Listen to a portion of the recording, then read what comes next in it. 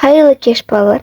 Қалай? Оқу сабақтарың аяқталып, көптен күткен жазғы демалыста күн шуағында еркелеп жүрген боларсыңдар. Балалар, сендер осы жер бетінде кім күшті екенін білесіңдер ме? Бүгінгі ертегіміз сол жайлы болмақ. Кім күшті ертегісі. Аспан ашық, қар еріп жердің беті көрінген кез. Енді жақын күнде қарлығаштар да ұшып келе бастайды.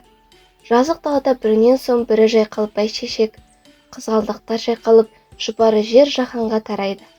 Иә, осындай оймен адам киіз үйінен шығып айналаға қарап тұр. Туған жерінің әсемдігіне сүйсінген адам әлі ери қоймаған мұзды басып, шалқасынан құлай жаздады.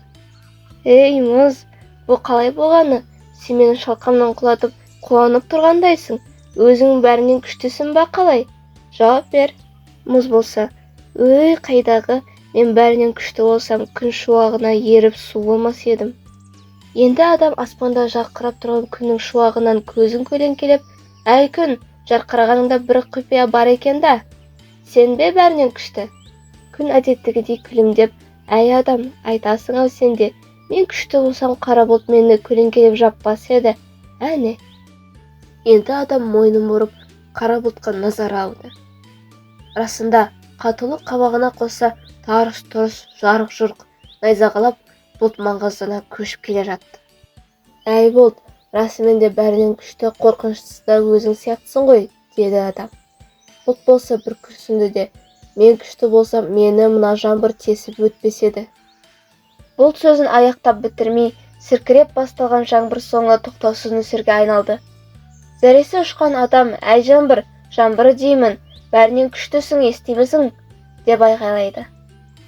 Жаңбырдың дауысы біртіндеп басылды да, әй адам, қызықсың сен, мен күшті болсам, жер менің әр тамшымды сіңіріп алар ма еді, деп тоқтап қалды. Енді адам өзінің тұрған жеріне қарап, иә, қара жердің қасиеті өте жоғары. Өзіңде өскен азығымен өзімізде, мал жанымызда қорек табады, деп мойындағандай болды. Жер болса, өзіне тән салмақты күйде, жоқ адам, мен күшті болсам, менің бүйірімді мына жасыл шөп жарып шықпас еді. Сонда адам таңырқап, аяқ астында жатқан шөпке, міне қызық, бұл қалай болғаны деп сұрайды. Шөп болса, жайылып келе жатқан қойды көрсетіп, бәрінен де күшті міне, мынау деді. Жер жарып шыққанымыз сол екен, бізді жалмап түк қалдырмайды. Адам күнде алдына айдап салып жүрген қойдың бәрінен күшті дегеніне сірә сене қоймады. Алайда жап-жасыл шөптің басын орып, шайнаңдап келе жатқан қойдан сұрады. Қой, қайдан олай болсын, мен күшті болсам, қасқыр жүнді жүрмаламас, тісіне баспас еді.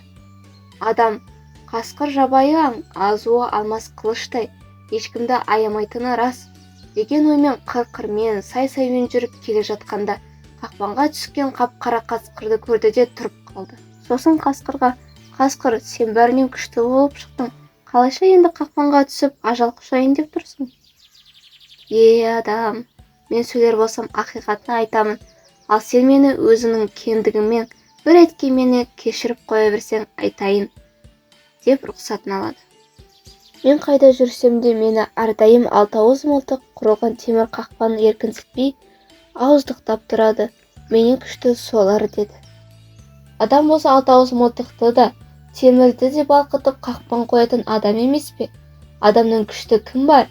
Жаратушының өзі жерге патша етіп қойды емес пе? Балалар, міне жер бетінде ең күшті, ол ақылды, білімді адам екенін біліп алдыңдар.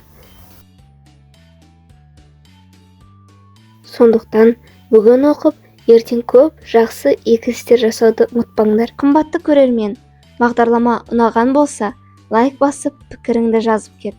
Келесі бағдарлама жіберіп алмас үшін тіркеліп кет. Көрсетілім демеушісі Кукула боямақтары.